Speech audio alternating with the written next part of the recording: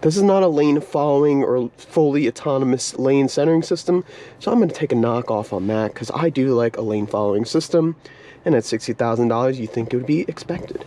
The Ford Bronco is a truly impressive and capable off-roader four-door SUV body on frame that competes with the Jeep Wrangler in the United States.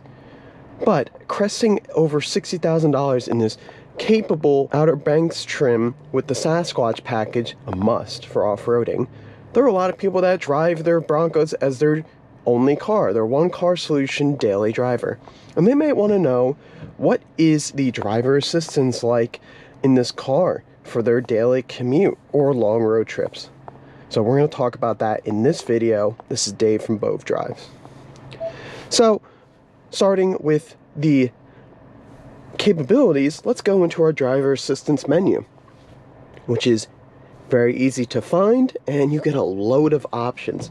So this Outer Banks does come standard with Ford Co-Pilot 360, which includes features like lane keeping assist, pre-collision assist, a backup camera, blind spot monitoring, parking sensors, I believe only in the rear, cross traffic alert, and driver alert.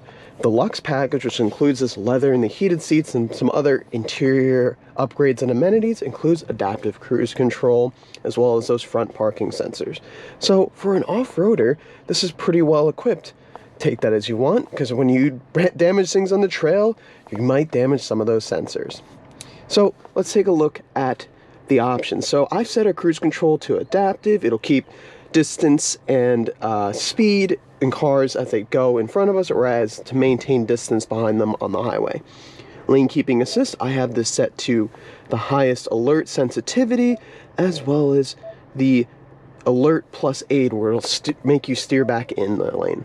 This is not a lane following or fully autonomous lane centering system, so I'm going to take a knockoff on that because I do like a lane following system, and at $60,000 you think it would be expected. Pre-collision assist, everything else, blind spot monitoring, parking sensors are all on because I like all my safety systems on, and I like having a set of physical buttons over here to disable things like lane keeping assist, cruise control, and adjust my gap and speed. And we also have the ability to disable some parking sensors, and at low speeds be able to bring up our 360 camera and our backup camera, in this case the forward-facing camera. So let's get on the road and find some cars to demonstrate the lane keeping system and the adaptive cruise control. Now it is a rainy day, so hopefully our sensors are operating in the optimal condition and we don't have any issues with being able to see the road ahead. In the center screen we have a lot of information, but what I do have turned on is the kind of gap indication of how close you are to another car in front of you.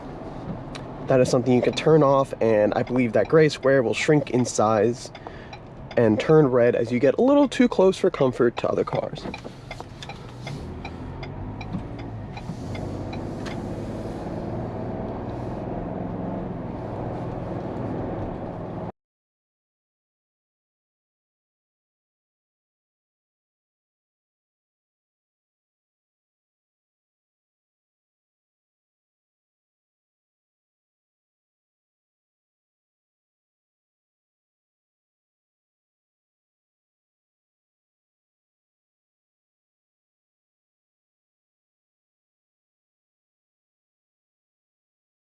Somebody's in my blind spot, but I just enjoy having that extra peace of mind.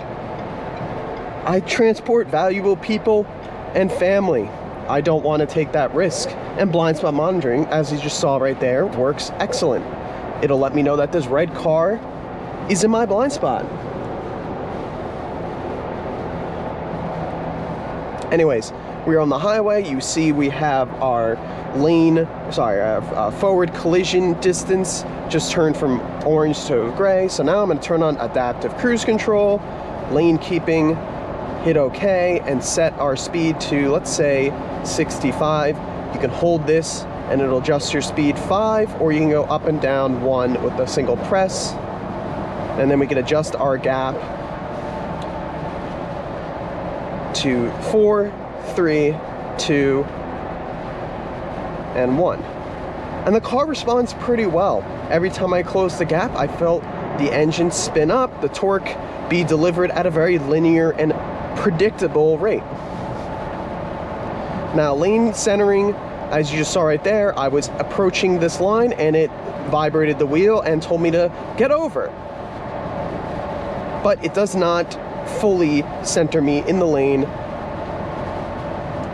As you can see, I do have to make a decent amount of corrections. Now we have some braking ahead. Let's see how the system does. Very nice, very smooth. Ford does a really good job with their driver assistance. I would like to see Blue Cruise and some form of lane following, only because this car is pretty pricey. So let's get off the highway and see how this opens up a gap. Very nice. And we'll disable our adaptive cruise control and head back the other way. But we'll throw it into adaptive cruise control again, set our, there we go, set our speed, and let's make a pass on this truck. Let's set it to 65 and send it. See how it does. A little bit of a delay.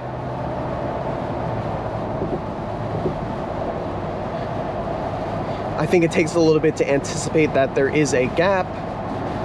Now let's see, when we pull up to this red car, what happens when I make a signal and I try to go over. Do I get an alert? I do get a flashing light in my blind, or my mirror, letting me know that there's somebody in my blind spot. But no auditory boop boop or anything like that letting you know, hey, there's somebody in your blind spot. Let's turn the cruise control back up. Let's get in front, behind this truck. Let's get nice and close. Even the close following distance is a little spaced out, and we're gonna make a pass.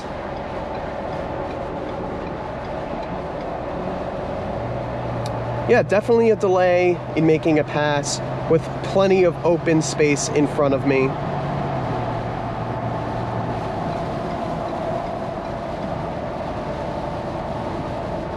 Overall, a pretty solid system. Personally, I don't let my adaptive cruise control systems shoot the gap. When I'm making a pass, I dig into the foot myself. One thing is, what happens when you floor it? It will maintain your previously set adaptive cruise, which is nice, and it'll maintain that when you turn the signal on and off. Obviously, with the brake I'm applying, it will turn off adaptive cruise control.